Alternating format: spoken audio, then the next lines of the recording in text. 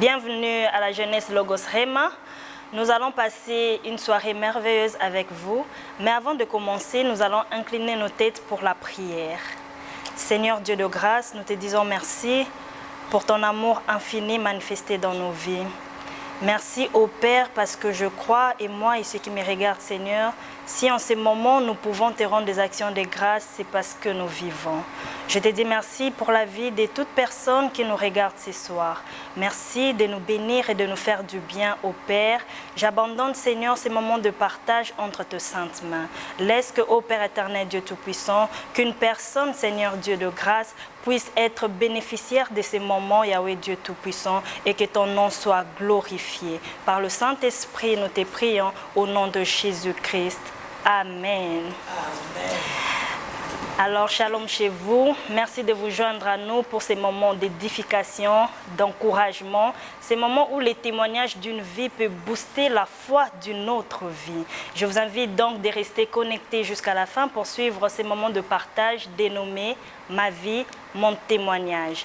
Et je crois qu'avec l'aide du Saint-Esprit, cette soirée sera bénéfique pour un chrétien, mais aussi pour une personne qui va se décider de donner sa vie à notre Sauveur et Seigneur Jésus-Christ. Ce n'est pas de mon témoignage dont on va parler ce soir. Je suis ici avec une personne merveilleuse qui va partager avec nous sa vie, son parcours, ses combats, ses défis, ses difficultés, ses victoires et surtout sa foi dans le Seigneur. Sans plus tarder, je veux recevoir notre invitée de ce soir. Bonsoir maman. Bonsoir ma fille. Nous sommes très heureux de vous recevoir ce soir dans le cadre de la jeunesse Logos Rema Fidélité de Dieu.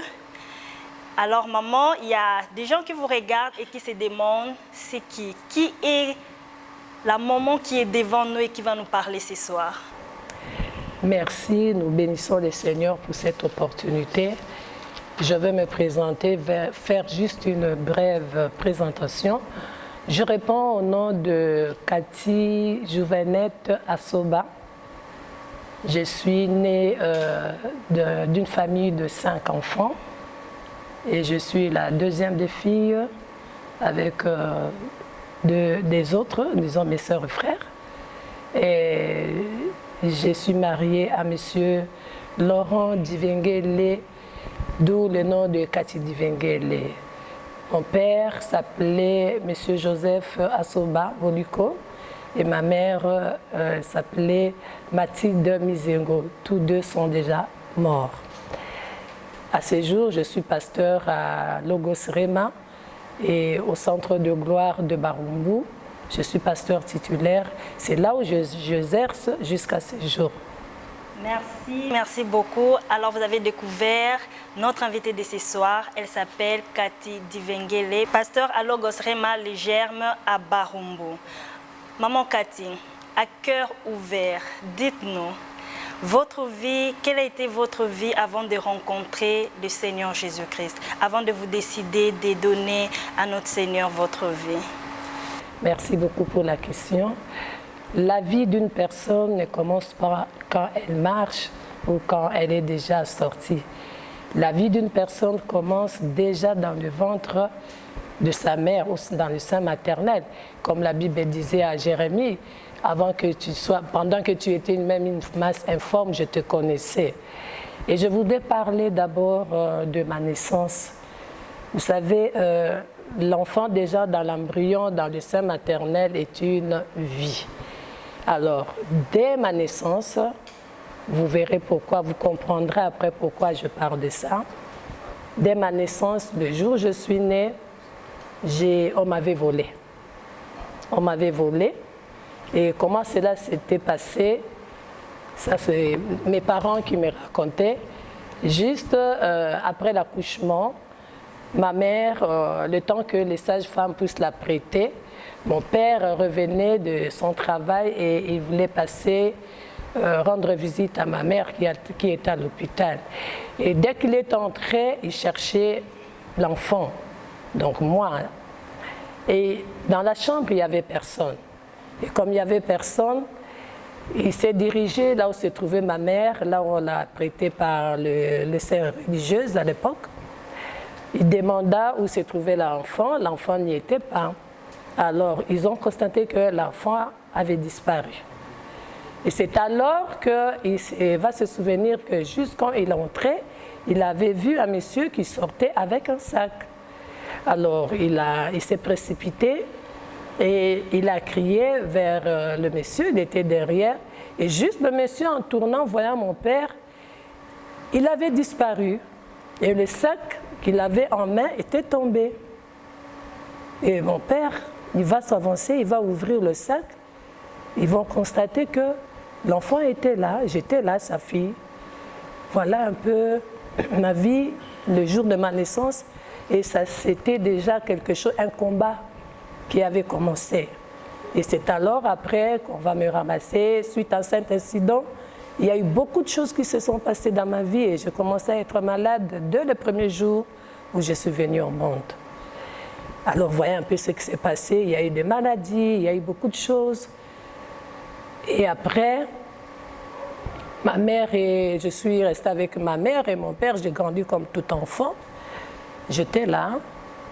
Et avant d'arriver à dire que quand est-ce que j'ai accepté le Seigneur Jésus-Christ, j'ai terminé les études comme tout enfant chez les parents et j'ai commencé à travailler. Et j'avais trouvé une famille, je ne peux pas dire une famille païenne, je dis une famille religieuse, vous allez comprendre. Ma famille n'était pas une famille chrétienne, mais une famille religieuse. Mon père était déjà dans la religion, vous allez comprendre qu'il y a une différence entre une religion et la famille chrétienne. Donc j'avais trouvé déjà des rites, des cérémonies, des choses qu'on faisait. Il faut faire ceci, il faut faire cela.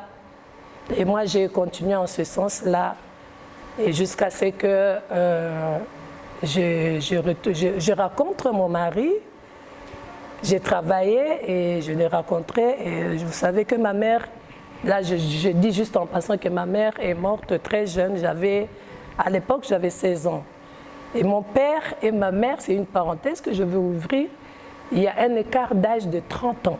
Waouh! 30 ans. Vous vous rendez compte, une petite fille de 30 ans ou bien de 16 ans qui épouse un homme de plus de quarantaine, 46 si je peux dire. Et ils sont restés ensemble. Ma mère fut troisième parce que mon père avait d'autres femmes. Mais ma mère fut troisième femme. Et voilà un peu l'histoire un peu avec mes parents. Et quand elle est morte, j'ai terminé les études. C'était juste quand j'étais en dernière année aux humanités secondaires, j'ai terminé.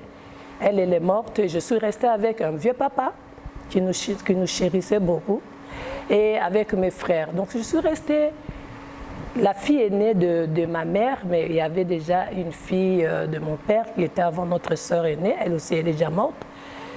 J'étais là comme une mère pour mes frères, ma famille, et je faisais tout pour eux. Et puis à un moment, vous savez, avec la jeunesse, j'ai dû perdre ma virginité même, avant que je ne sois mariée. Et là, j'insiste, parce que quand j'ai perdu ma virginité, j'avais des dons qui m'accompagnaient quand on parlera peut-être de mon appel. Et ces jours-là, je le dis à ma honte, il y avait des choses qui s'étaient arrêtées. Des choses que je voyais avant, des rêves que je faisais avant, la présence que je ressentais, je n'ai plus ressenti. J'ai eu des relations sexuelles avant mon mariage et ce qui a bousillé beaucoup de choses. Et voilà qu'après, par la grâce de Dieu, je dis par la grâce de Dieu parce que Dieu nous connaît toujours, il y a toujours un plan merveilleux dans nos vies. J'ai rencontré M. Laurent Duvenguel, mon mari, jusqu'à présent. Et déjà à 24 ans, on s'était mariés, Dieu a fait grâce. Nous avons eu notre première fille et à ce moment, ma fille avait 2 ans. Alors, comme il était dans le business, il fera un long voyage en dehors du pays. Le temps qu'il restait dehors, je suis restée presque seule. Et en ce moment déjà, mon père aussi était décédé. Je suis restée sans papa, sans maman. Il n'y avait pas de consolation parce que je trouvais à mon mari toute la consolation que je pouvais avoir. Et comme il ne rentrait pas si tôt, je suis restée. Je suis restée avec l'enfant, je suis restée avec ma famille. Et voilà qu'il ne revenait pas, j'étais désemparée. Je cherchais un refuge, je cherchais une consolation. Dieu merci, à ce moment-là, j'avais une amie avec qui nous travaillions ensemble dans la boîte où je travaillais. Et puis, elle m'a parlé d'un jour de Jésus.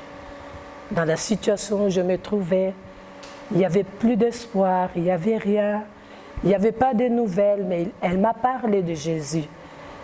Et moi, j'ai dit que j'étais religieuse, je disais, bah oui, ces choses-là, c'est toujours comme ça, je connais. Et puis, elle m'a apporté la bonne nouvelle. Ce jour-là, elle m'a conduit à son église, là où elle priait. C'était à l'époque l'église de Nzambe Malam, là où travaillait notre feu maman Tumba Chaumba.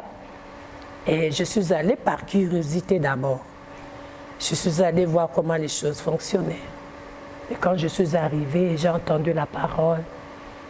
J'ai accepté Christ comme mon seul sauveur et Seigneur. Et voilà, c'était parti.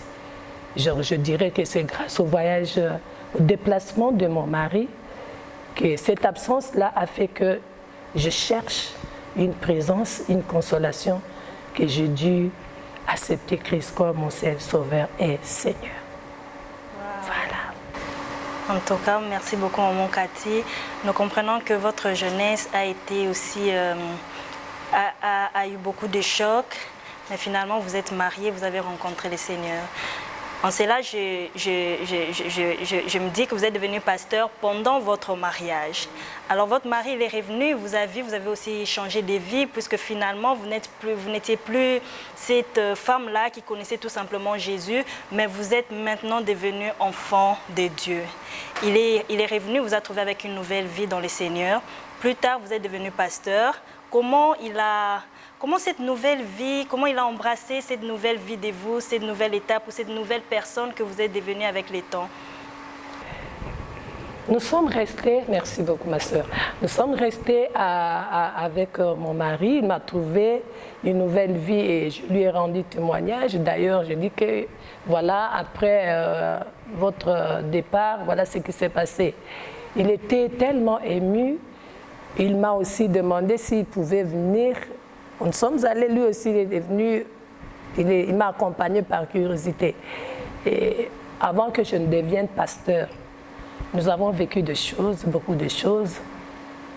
Et il a vu qu'il y a eu une transformation dans ma vie d'abord. Et cette transformation aussi l'a touché. Et moi, je bénis l'Éternel parce que Dieu ne fait rien de hasard. Et pourquoi il était souple, je me dis seulement que c'était dans le plan merveilleux de Dieu. Parce que Dieu ne peut pas vous donner un partenaire qui n'adhère pas dans votre vision. Non. Dieu, il fait toutes choses bonnes. Il sait quand et comment. Et c'est alors qu'à ce moment-là, il a vu que réellement tout avait changé, notre vie, notre façon de faire les choses. Il avait accepté avec souplesse. Il a vu que réellement Dieu est là. Il a vu beaucoup de choses. On a beaucoup de témoignages. Si je me mets à étaler, on ne va pas terminer. Mais gloire soit rendue à Dieu parce qu'il a vu qu'il y avait maintenant une bonne vie en nous. Malgré tout ce qu'on pouvait vivre, malgré les obstacles qui pouvaient se présenter devant nous, mais on sortait toujours victorieux. Et c'est la grâce à notre Dieu. Amen. Quelques temps plus tard, vous êtes devenu pasteur. Vous êtes devenu pasteur, ça fait déjà combien d'années? Je suis déjà pasteur, donc ça sera ma 12e année cette année. 12 ans. Comprends, il y a 12 ans passés. Papa, il revient, il vous trouve déjà, vous êtes chrétien, vous évoluez ensemble. Lui aussi, il accepte le Seigneur Jésus-Christ comme Seigneur et Sauveur dans sa vie. Mais quelques temps après, vous devenez pasteur. Ce n'était pas un plus dans votre vie, il a été souple au départ parce qu'aujourd'hui, je sais qu'il vous accompagne, il vous encourage.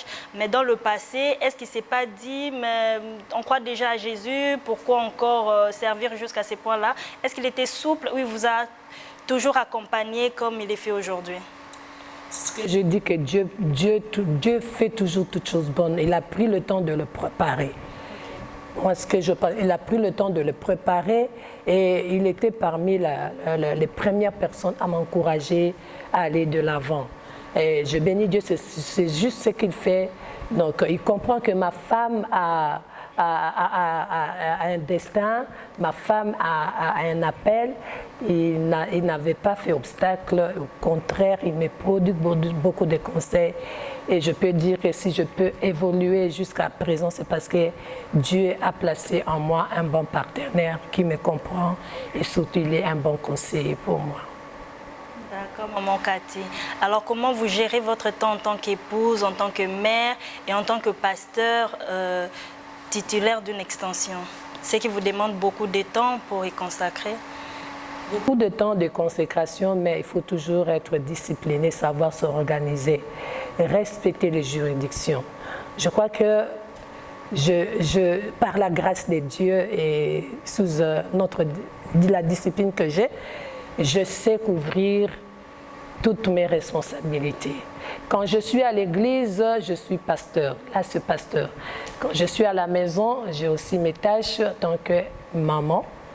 D'abord femme mariée, et puis épouse, et puis mère.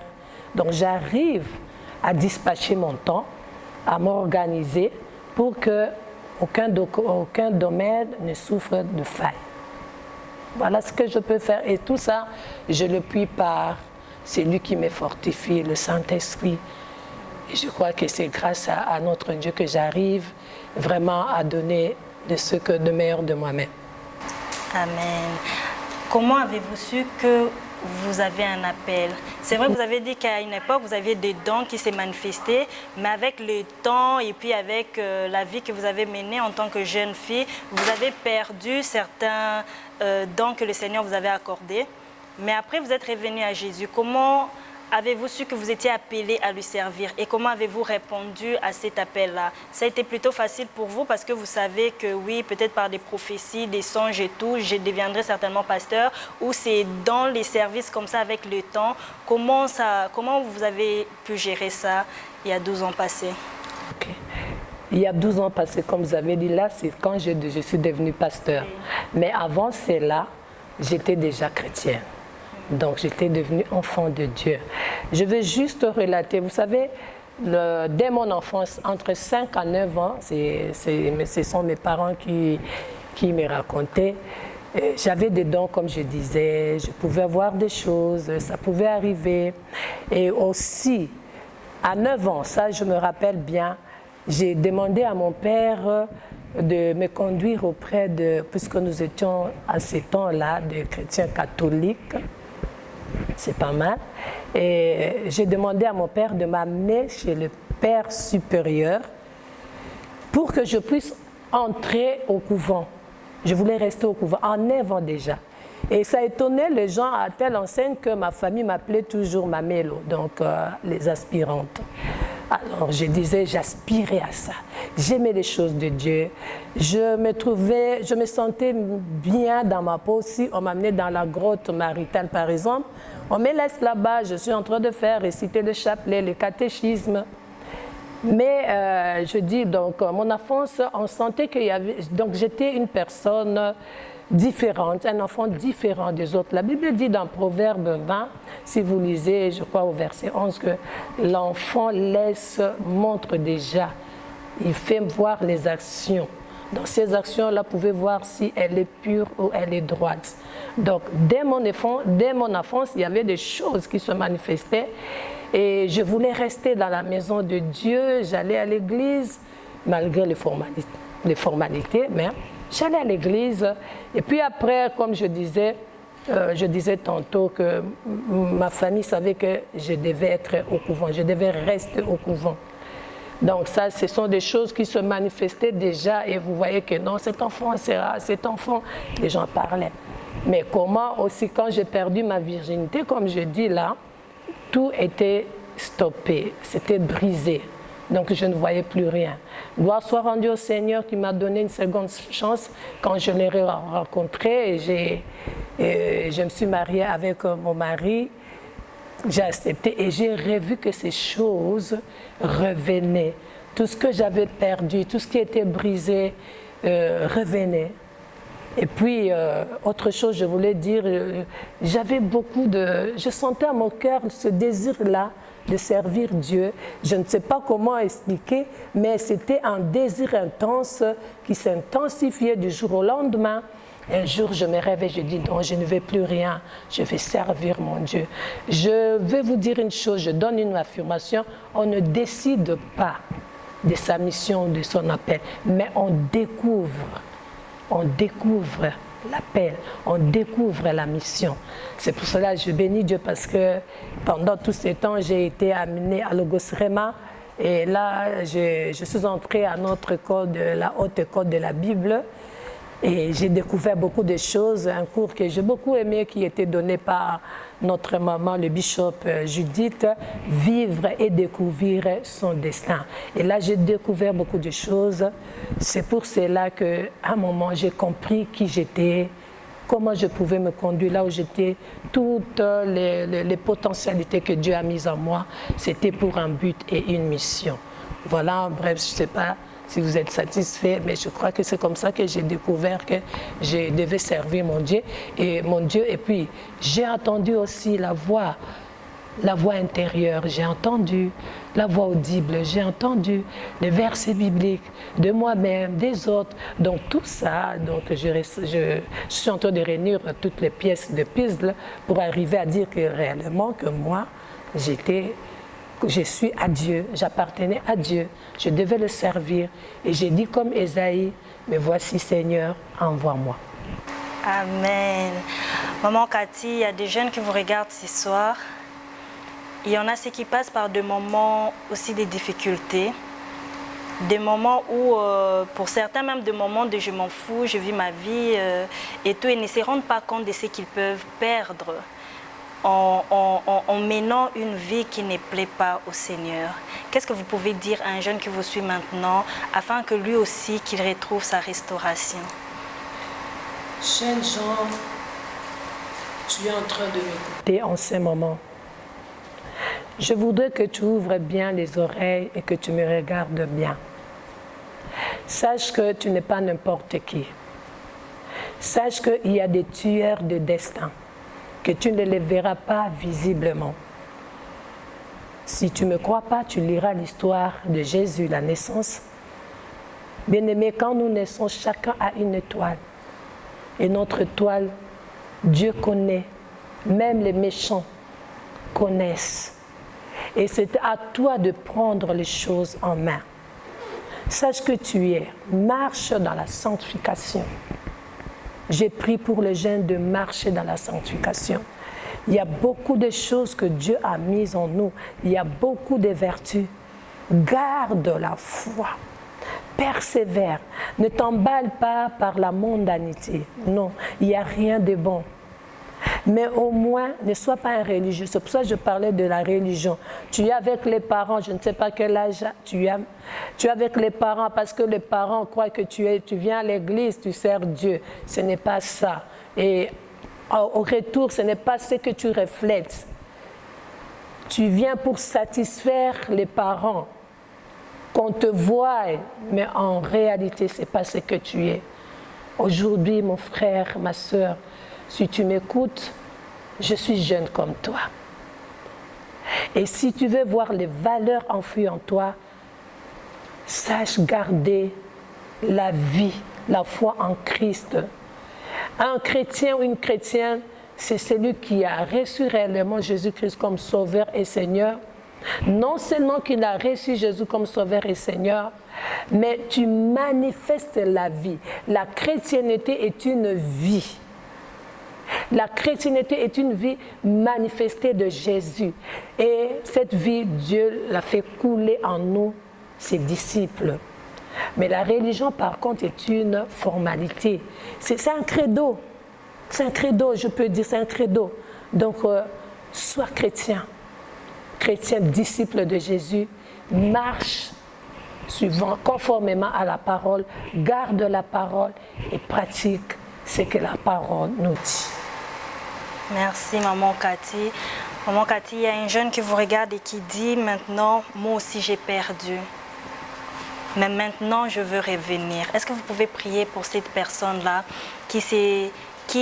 il est jeune, Il s'est dit lui aussi, moi aussi je sentais qu'il y avait des choses qui montaient en moi, mais par la vie que je menais, j'ai l'impression que je ne vois plus rien, je ne ressens plus rien.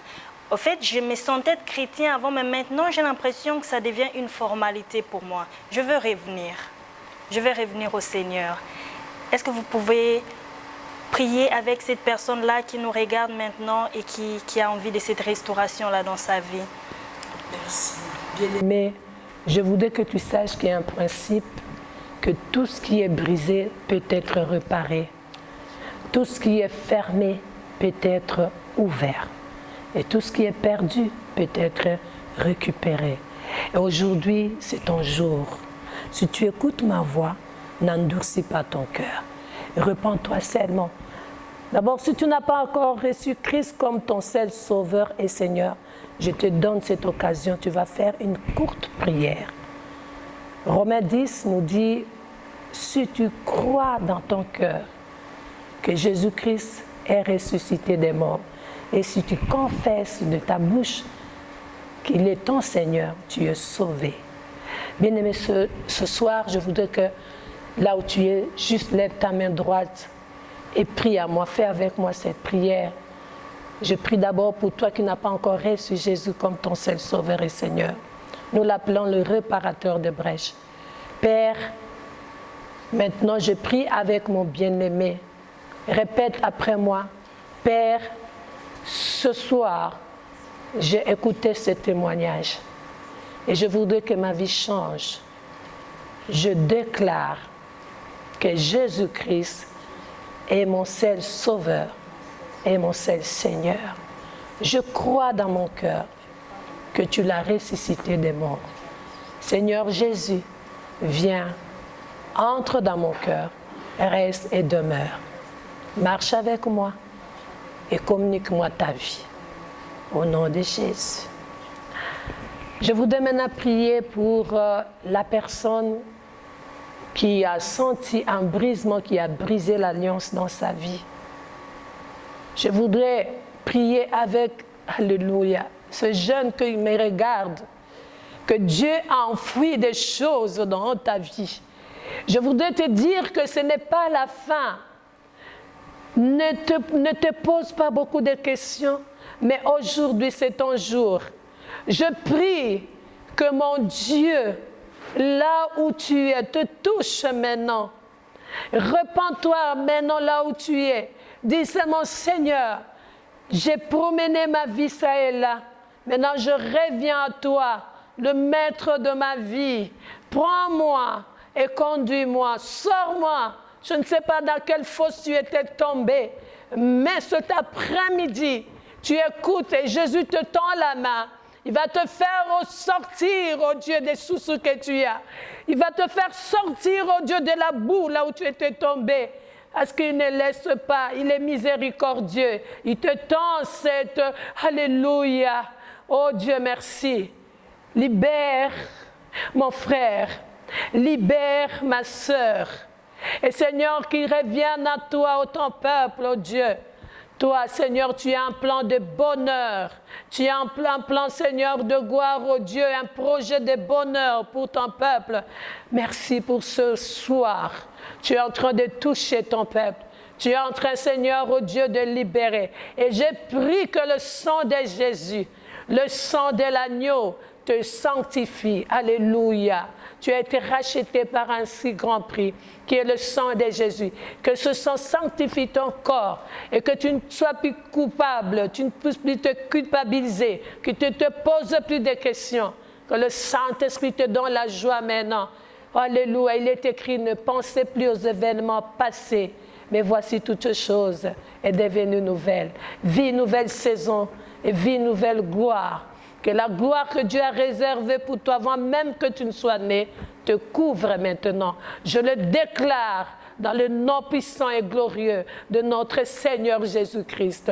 Et si tu me crois, tu donnes un bon amen là où tu es. Alléluia. Amen. Oh, merci Seigneur. Jésus.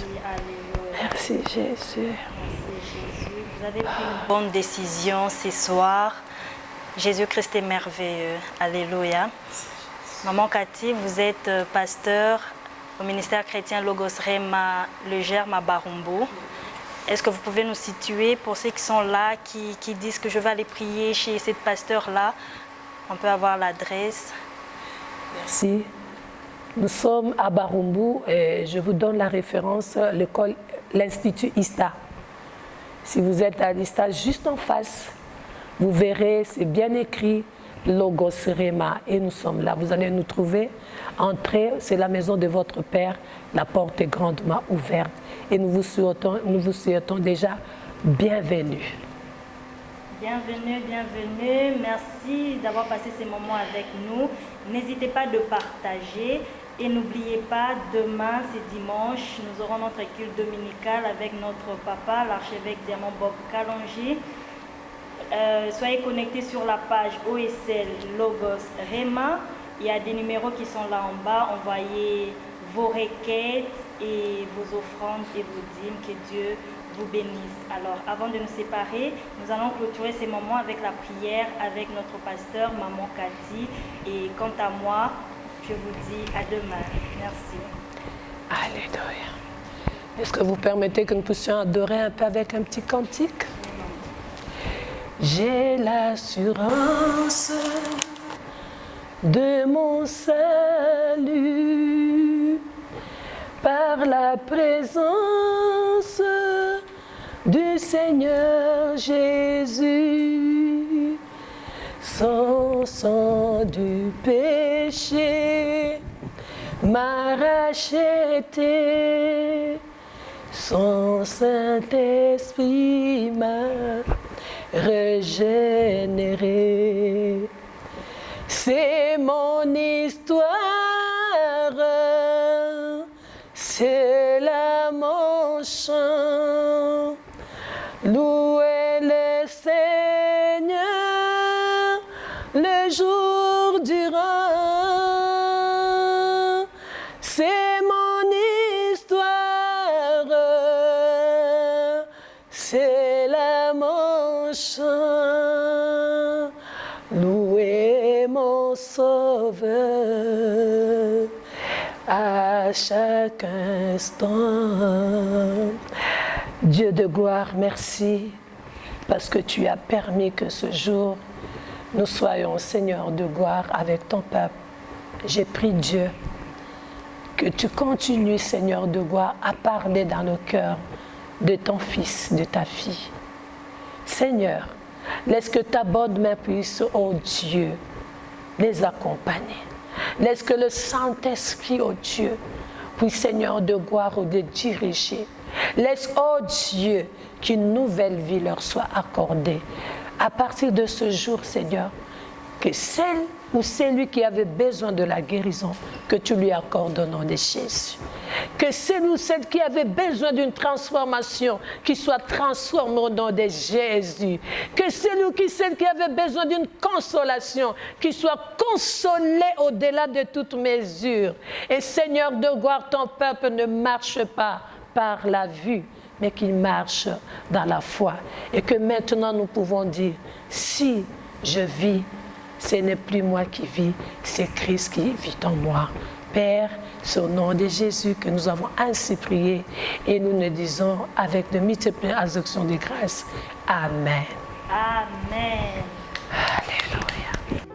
Pour suivre l'équipe de ministère chrétien Logos Rema, abonnez-vous à notre chaîne YouTube Logos Rema OSL TV et à notre page Facebook Logos Rema OSL. Vous pouvez également suivre les prédications de l'archevêque Diamant Kalonji tous les samedis à 7h et dimanche 13h sur la chaîne CMB TJ. Pour les offrandes et autres libéralités, voici les numéros opérationnels. M-Pesa 081 087 27 87, Airtel Money 09 98 33 31 27, Orange Money 089 21 27 00. Vous pouvez également effectuer les transferts bancaires à notre compte Equity Bank qui s'affiche au bas de votre écran. Nous sommes également ouverts pour recevoir vos requêtes de prière. Pour cela, contactez-nous au 081 78 22 312 et 085 99 36 429. Que Dieu vous bénisse.